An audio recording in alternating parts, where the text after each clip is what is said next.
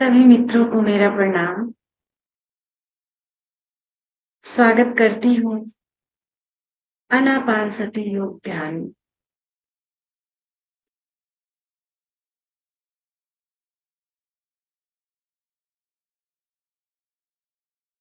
कल अपरेश भाई ने पूछे कि माँ थोड़ा सा हमें समझ में नहीं आया आनापानसति योग ध्यान का, तो एक बार फिर से हमें समझा दें। आनापानसति योग ध्यान का मतलब है आती जाती श्वासों के प्रति होश का ध्यान। जो भी हम श्वास लेते हैं उसके प्रति होश, जैसे श्वास अंदर गई बाहर गई, अंदर गई बाहर गई, उसके प्रति पूरा होश का ये ध्यान।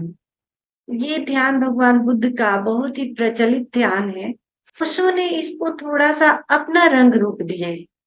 ऐसे इस ध्यान में कुछ उन्होंने मिक्स किया है। जैसे आपने कल पूछा था कि गहरा लेना है और गहराई के साथ छोड़ना है, मतलब क्या करना है। तो इसको लेना नहीं है गहरे और न गहरे छोड़ना है, यानी गहराई तक वो श्वास जाए, ये ध्यान रखना है, सहजता से जाए। अपने से कुछ नहीं करना है कि उसको हम गहरे ले रहे हैं, बल्कि सहजता से जितना गहरा हो सके नाभि के पास तक जाए। और फिर जब नाभि के पास जब आता है तो हमारा पेट ऊपर आता है, उसको भी महसूस करना है। फिर जब हम श्वासों को छोड़ते हैं तो नाक के का ये जो दरवाजा है इसके माध्यम से बाहर जाता है, यानी हम नाक के द्वार से भीतर गए, नाभि केंद्र तक। और फिर जैसे छोड़ना होता है तो नाभि से हम धीरे धीरे नाक के द्वार से बाहर गए, यानी बाहर और भीतर हमें बोध को लेकर के जाना।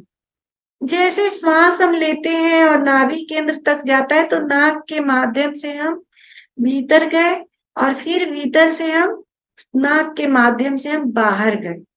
इसमें ओशो ये बताते हैं। लेकिन अक्सर आनापानसति योग ध्यान जब हम करते हैं, मतलब जो और लोग करते हैं, तो बस उसे देखते हैं कि नाक का ये जो दरवाजा है, यहाँ हमें ध्यान को टिकाना होता है और महसूस करना होता है कि नाक के दरवाजे से श्वास भीतर गई फिर बाहर गई, भीतर गई बाहर गई, इसे देखना है। फिर ओशो ने दूसरे चरण में ये जोड़ा है। दूसरे चरण में भी श्वासों पर ही पूरा ध्यान होता है। श्वास भीतर गई और श्वास के माध्यम से हम भीतर प्रवेश किए, फिर श्वास बाहर गई और श्वास के माध्यम से ही हम बाहर गए।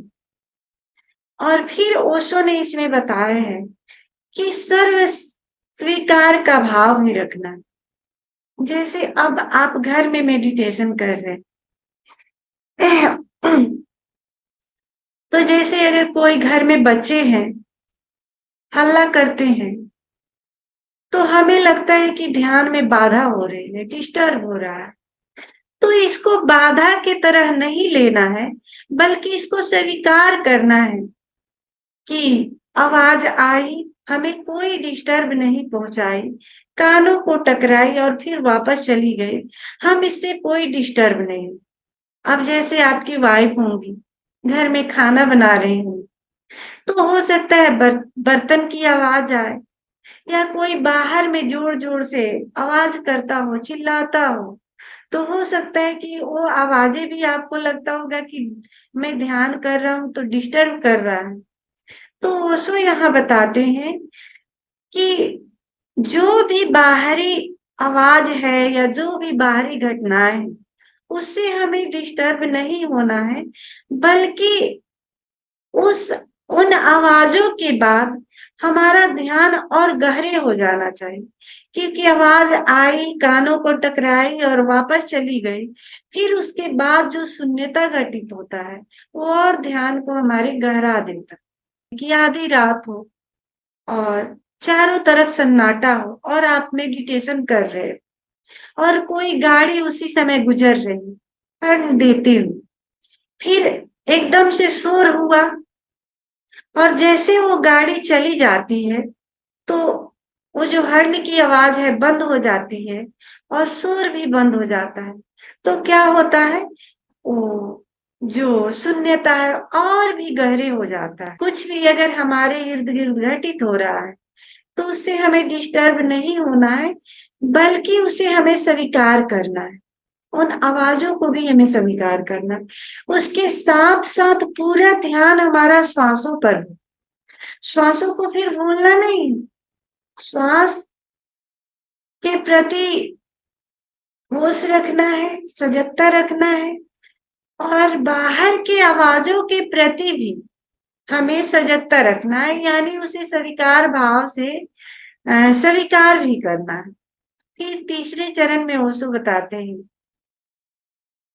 कि पूरा ध्यान श्वासों पर हो, सर्व स्वीकार का भाव ही हो। जैसे अभी मैंने बताया कि इर्द गिर्द जो भी घटनाएं घटती है उसको हमें स्वीकार करने, उसके साथ साथ ये भाव भी रहे कि मैं मिट चुका हूं। अब इसको रटना नहीं है मन में कि मैं मिट चुका हूं। अब रटने का मतलब है कि मन में कहे कि मैं मिट चुका हूं, ये मन में बोलना नहीं है। बस ये महसूस करना है कि मैं मिट चुका हूं, यानी शरीर का बोध खत्म हो जाए। मिटने का मतलब है कि शरीर का बोध भी खत्म हो जाए, बस एक चेतना मात्र रह जाए, एक बोध मात्र रह जाए कि श्वास आ रही है, जा रही है, उसके प्रति आपका होश है, सजग हैं आप। उन आवाजों के प्रति भी आप सजग है जो बाहर से आ रही है। और फिर ये भी बोध है कि मैं मिट चुका हूं, मैं नहीं, मैं मिट चुका हूं। तो इसमें तीन प्रयोग आते हैं। पहले चरण में सिर्फ श्वासों पर हमें ध्यान रखना है कि श्वास नाक के दरवाजे से भीतर गई तो हम भीतर प्रवेश किए, फिर नाक के दरवाजे से बाहर गई तो हम बाहर चले गए। बल्कि श्वास के माध्यम से हमें बाहर और भीतर अपने बोध को लेकर जाना है। अंदर गई तो अंदर गए, बाहर गई तो बाहर गए। उसको आपको प्रयास करके नहीं लेने हैं कि हमें जोर से श्वास लेने हैं या तेजी के साथ छोड़ने हैं। ऐसा कुछ नहीं करना है। जितना सहज श्वास आता है, नाभि को के पास जाता है, पेट उठता है, उसको महसूस करना है। फिर बाहर जाता है नाक के दरवाजे से, उसे महसूस करना है। और उस समय पेट अंदर जाती है, उसे महसूस करना। दूसरे चरण में दोनों बातों पर ध्यान देने हैं, श्वास के प्रति भी सजग होना है और बाहर के आवाजों के प्रति भी सजग होना। तीसरे चरण में श्वास के प्रति भी होश को बनाए रखना है, आवाजों के प्रति भी होश को बनाए रखना है, और मैं मिट गया, मैं नहीं, इसका भी बोध बनाए रखना। यानी अगर आपको लगता है कि मैं ये दोनों तीनों काम नहीं कर सकता, जब हम साक्षी होते हैं तो ये सब संभव है। हम जब सोचेंगे कि हमें श्वास को भी देखना है, बाहर भी देखना है, तो ये संभव नहीं है। लेकिन जैसे हम दृष्टा होते हैं अलग से, तो आपको ये पूरा संभव है। जैसे बाहर के प्रति आवाज आ रही है, उसके प्रति भी आप संवेदनशील हो जाएंगे। श्वास आ रही है, जा रही है, उसके प्रति भी आप होश से भरे रहेंगे। मैं मिट चुका हूं, ये भी आपको महसूस होगा। बल्कि जैसे जैसे आपकी ध्यान की गहराई बढ़ेगी, आप साक्षी होते चले जाएंगे, वैसे वैसे आपको ये समझ में आएगा कि कोई दिक्कत नहीं है, बल्कि सारे सम। और जैसे कि अब हम कोई भी ध्यान करते हैं, तो आखिर ध्यान क्यों करते हैं? ये सारी जो ध्यान विधियां बनाई गई, क्यों बनाई गई? इसलिए बनाई गई है कि हम उस एनर्जी से कनेक्ट हो पाए, उस अस्तित्व की एनर्जी से कनेक्ट हो पाए। अब फिर सवाल आएगा कि कनेक्ट क्यों होना, हम तो जी ही रहे हैं, आखिर उस एनर्जी की जरूरत क्या है? ऐसे भी हम जी रहे हैं, ये सब करने की क्या जरूरत? ये सब करने की इसलिए जरूरत है कि जैसे हम उस एनर्जी से कनेक्ट होते हैं, यानी समझ लीजिए कि उस एनर्जी का नाम है कुंडलनी। कुंडलनी जागरण जिसे हम करते हैं। तो कुंडलनी जागरण बहुत सारे तरीकों से हो सकता है। ये जरूरी नहीं है कि आप ध्यान ही करेंगे तो हो। अगर आप खूब श्रम कर रहे हैं, अचानक किसी घड़ी में आपको कुंडलनी जागरण हो सकता है, ये संभव है। अगर आप प्रेम के क्षणों में है, प्रेम के उच्च शिखरों पर, उस समय भी आपके भीतर कुंडली जागरण हो सकता है। कभी कभी आपने महसूस किए होंगे कि कभी कभी आप थके मंदे होते हैं और जैसे अचानक आपको विश्राम करने का समय मिलता है और विश्राम में जाते हैं, तो आप पाते होंगे कि मैं बहुत फ्रेश महसूस कर रहा हूँ। इतने काम के बावजूद मुझे थकाई नहीं फील हो रही। आखिर क्यों? क्योंकि आप उस कुंडलनी का जो एनर्जी है उससे कनेक्ट हो गए। जब भी हम कुंडलनी के एनर्जी से कनेक्ट होते हैं तो हमारा थकान गायब हो जाता है। अचानक हम बहुत फ्रेशनेस महसूस करते हैं, बहुत तरोताजा महसूस करते हैं और लगता है कि हमारे जीवन में एक अलग ही लयबद्धता है, प्रेम है। तो ये जरूरी नहीं है कि ध्यान से ही घटित हो, अचानक कभी भी घटित हो सकता है। इसका मतलब है कि आप उस कुंडली के शक्ति से कनेक्ट हो गए। अब बताइए, थोड़ा सा हम कनेक्ट होते हैं तो इतना फ्रेशनेस महसूस होता है, लेकिन जब हम उस शक्ति को ध्यान के माध्यम से जगा लें तो जीवन में कितनी बड़ी ताजगी महसूस हो। जैसे भगवान बुद्ध, महावीर, जीसस, इन सारे लोगों ने अपने कुंडली शक्ति को जगाए, इसलिए वो हमेशा तरोताजा और हमेशा एनर्जी से भरे हुए रहते थे। उनको देख करके आपको ये नहीं लगता होगा कि उनके चेहरे पर कोई थकान भी है। तो जैसे कि अब पता कैसे चले कि हमारा कुंडली जागरण मतलब हम उस शक्ति से कनेक्ट हो पाए, तो इसका भी जैसे है। कभी कभी आपने फील किए होंगे, अगर किसी बारात में गए होंगे या घर पर आपके घर पर कोई पार्टी आपने रखे हो, दफ्तर में आप 24 घंटा काम करते हैं और घर में पार्टी है, काम करके आप आए और फिर भी आपको थकाई नहीं लगती, बल्कि उस पार्टी के लिए आप तैयारियां शुरू कर देते हैं। आखिर कैसे? ऐसे तो हमें काम नहीं होता तो हम थके थके हो जाते हैं, लगता है कितना थकान है। ध्यान करने के लिए जब आते हैं तो लगता है कितना थकान है, चेहरे पर कितना थकान है। लेकिन उस समय आपको थकान क्यों नहीं लगती? आप दफ्तर से उतना काम करके भी आए हैं और घर में पार्टी है और उसकी तैयारियां आप कर रहे हैं, 1-2 बजे रात तक जग रहे हैं, क्यों थकान नहीं आती? उस समय क्या होता है कि हम विचारों से मुक्त हो जाते हैं, हमें पता नहीं चलता कि हम विचारों से मुक्त हो गए हैं, क्योंकि आपका पूरा ध्यान पार्टी में चला जाता है, ऑफिस में जो काम करते हैं, यानी आप पूर्ण प्रेजेंट में होते हैं। और जैसे हम पूर्ण प्रेजेंट में होकर के, लीन होकर के जब काम करते हैं कोई, तो उस शक्ति से हम कनेक्ट हो जाते हैं।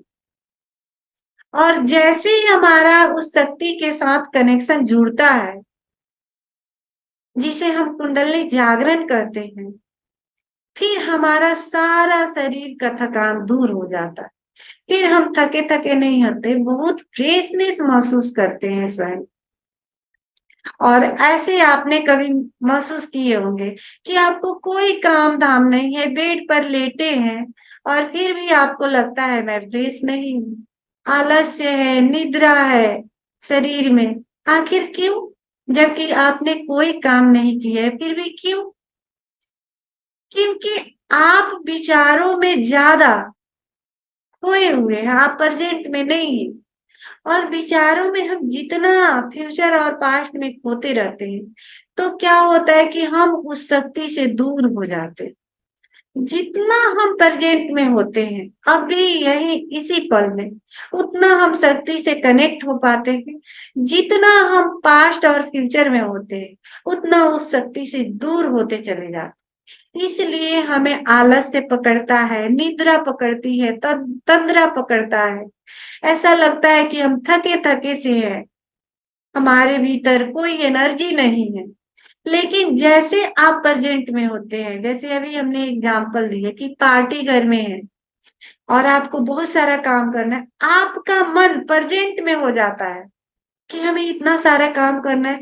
आपका पास्ट और फ्यूचर खत्म हो गया, आप अभी और यहीं इसी पल में हो जाते हैं।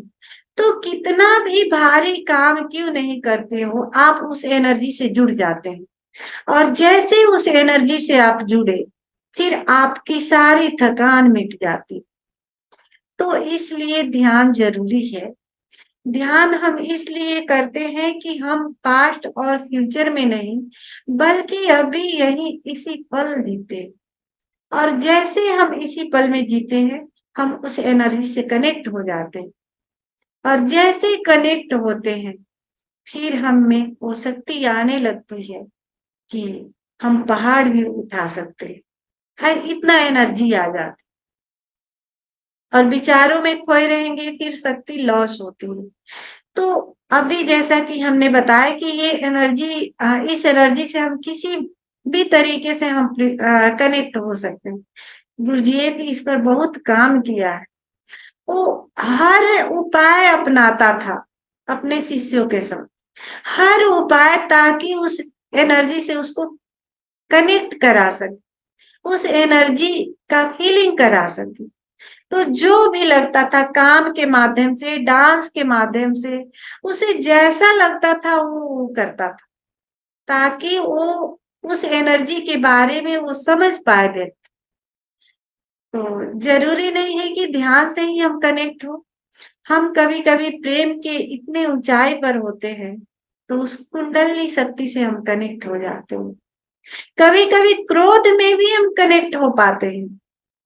आप क्रोध के क्षणों में इतने ज्यादा क्रोधित हो जाएंगे और प्रेजेंट में आ जाएंगे, अभी और इसी पल में, अभी यही और इसी पल में, कि आप उस शक्ति से कनेक्ट हो पाए।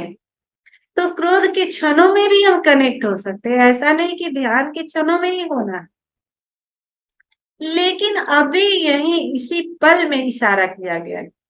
जब भी हम अभी यही इसी पल में होते हैं, तो हम उस शक्ति से कनेक्ट हो जाते हैं। अब इसका पता कैसे चले कि आपके भीतर वो कुंडली शक्ति जागृत है या नहीं? पता कैसे चले? इसको पता लगाने का एक ही उपाय है। अगर आपके जीवन में, जैसे कि अगर कोई व्यक्ति नशीला पदार्थ का ज्यादातर अपने जीवन में इस्तेमाल कर रहा है, अगर उसके भीतर कुंडली शक्ति जागृत हो रही है, तो वो धीरे धीरे छूट जाए। वो नशीला पदार्थ, यानी अगर सिगरेट पीता हो, शराब पीता हो, कोई ऐसी अम्ल खाता हो जिससे कि नशे की आदत हो, तो जैसे जैसे आपके भीतर कुंडली शक्ति जागृत होगी, तो वो धीरे धीरे धीरे धीरे वो छूट जाएगी। फिर वो शरीर मांग नहीं करेगा, वो चाहेगा भी तो नहीं ले सकता। और दूसरी बात, कि आपके जीवन में एक प्रेम का जन्म हो, प्रेम का जन्म होगा। तीसरी बात, प्रेम के साथ साथ आपके भीतर से घृणा, क्रोध, द्वेष, लोभ, मोह, सारे के सारे धीरे धीरे विसर्जित होने लगे। कुंडली शक्ति जब जागृत होती है, तो ये सारे हमारे जीवन में घटनाएं घटने लगती है। तो आप पाएंगे कि अचानक से, पहले तो मैं बहुत क्रोधित होता था, लेकिन मेरे आप भीतर अपने झांक करके देखेंगे तो लगेगा कि ये कैसे संभव है, कैसे हो रहा है कि मेरे भीतर से क्रोध जा रहा है। अब तो मैं किसी से घृणा भी करना चाह रहा हूं तो नहीं हो रहा है।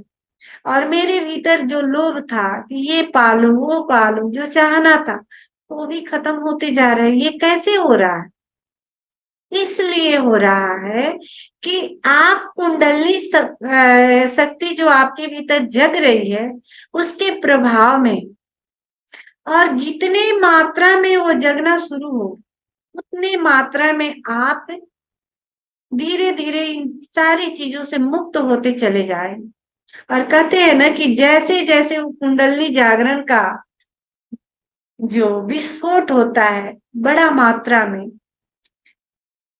तो ये बुद्धत्व का फूल खिलता है। जैसे जैसे वो कुंडली जागरण हमारे भीतर उन ऊंचाइयों पर पहुंचने लगता है, तो फिर आप वही व्यक्ति नहीं रह जाते, आप अलग ही व्यक्ति हो जाते हैं। आपके भीतर एक अलग ही व्यक्तित्व का जन्म होता है, जैसे कृष्ण का, महावीर का, बुद्ध का, जीसस का, ओशो का।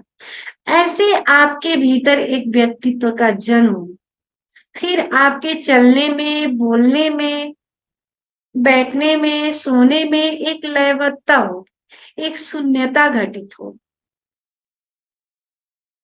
तो अब जैसे अगर आपको लगे कि हमारे भीतर से क्रोध सच में जा रहा है, प्रेम का जन्म हो रहा है, तो आप समझना कि भीतर अब कुछ न कुछ हमारा वो जो एनर्जी है जिसे कुंडली जागरण कहते हैं, आप उससे कनेक्ट हो रहे हो।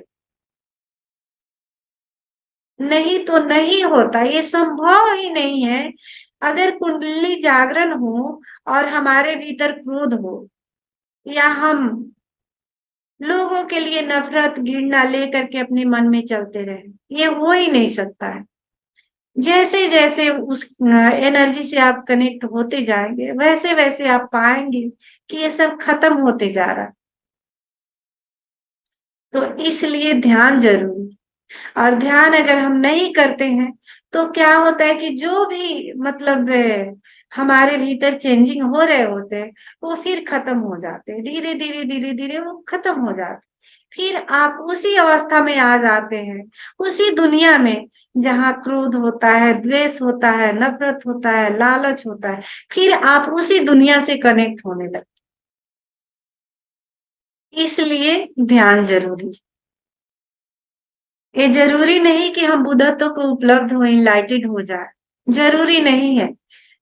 ये मतलब समझ जरूरी है कि हम उस एनर्जी से कनेक्ट हो रहे हैं तो हमारे भीतर कितना चेंजिंग आ रहा है, इस पर हमें ध्यान दें। तो आइए इसी भाव दशा के साथ अब हम इस ध्यान में प्रवेश करते हैं। तो अपने इस भाई को पता चल गए होंगे कि इस ध्यान को कैसे करना है। बस श्वासों को गहराई तक अपने से नहीं लेना है, बल्कि सहजता से वो जितना गहरा हो सके, और वैसे ही श्वासों के माध्यम से। अगर आपको समझ में नहीं आता है कि सर्व स्वीकार और श्वासों पर ध्यान कैसे दे पाओ, तो बस आप तीनों चरण में एक ही काम कर सकते हैं, बस श्वासों पर ध्यान दे। बस वही वही करेंगे, धीरे धीरे धीरे धीरे गहराई बढ़ेगी और आप समझ जाए। तो अगर कंफ्यूजन हो कि मुझसे नहीं हो पा रहा ये मिटना और सर्व स्वीकार का भाव, तो आप बस वही ध्यान दीजिएगा कि नाक का ये जो द्वार है, यहाँ अपनी पूरी चेतना को लेकर के जाएंगे, और बस यही इसी जगह पर अपनी पूरी चेतना को टिका देंगे। और जैसे श्वास आपकी भीतर जाए उसे महसूस करना है नाभि तक, फिर बाहर जाए उसे महसूस करना। आते जाते श्वासों के प्रति बोध हो, होश हो, इसी को हम अनापान सति योग ध्यान। और जैसे कि बहुत सारे मित्रों का कहना होता है, तब आनापानसती योग और विपश्यना में क्या अंतर है? क्योंकि इसमें भी हम देख ही रहे हैं और विपश्यना में भी देखना ही होता है। तो दोनों में बहुत थोड़ा सा माइनर फर्क है। अब जैसे विपश्यना ध्यान है, तो विपश्यना ध्यान में का मतलब है कि पलट कर देखना, यानी अपने भीतर पलट कर देखना। जो हमारी जीवन ऊर्जा बाहर प्रवाहित हो रही है, उस जीवन ऊर्जा को अपने भीतर पलटना और अपने भीतर देखना। तो उसमें हम ये निर्णय नहीं लेते कि श्वास को ही देखना है। विपश्यना में बस हमारा होना होता है, हम साक्षी होते हैं, और जो भी घटित होता है बस उसके प्रति सजग होते हैं, साक्षी होते हैं, और उसे महसूस करते हैं, देखते हैं। लेकिन आनापानसति योग में भी देखते हैं, लेकिन श्वासों को देखते हैं, और बाहर जो इर्द गिर्द घट रही है उसके उसको स्वीकार भाव से हम देखते हैं। बस थोड़ा सा का ही अंतर है इसमें, ज्यादा का अंतर नहीं। तो ये आनापानसति के बाद हम डायरेक्ट लेकर आएंगे कुछ महीनों बाद डायरेक्ट ओशो के बानी में विपश्यना ध्यान। तो आइए इस ध्यान को अब हम यही शुरुआत करते हैं। ओशो का मैं वीडियो लगाऊंगी, ओशो का हम स्वागत करेंगे, और ओशो के स्वागत में हम कमी नहीं करेंगे। पूरे हृदय खोलकर प्रेम से भरे हुए, भाव से भरे हुए उनका स्वागत करेंगे, और फिर हम ध्यान रखेंगे। तो सभी मित्र खड़े हो जाए।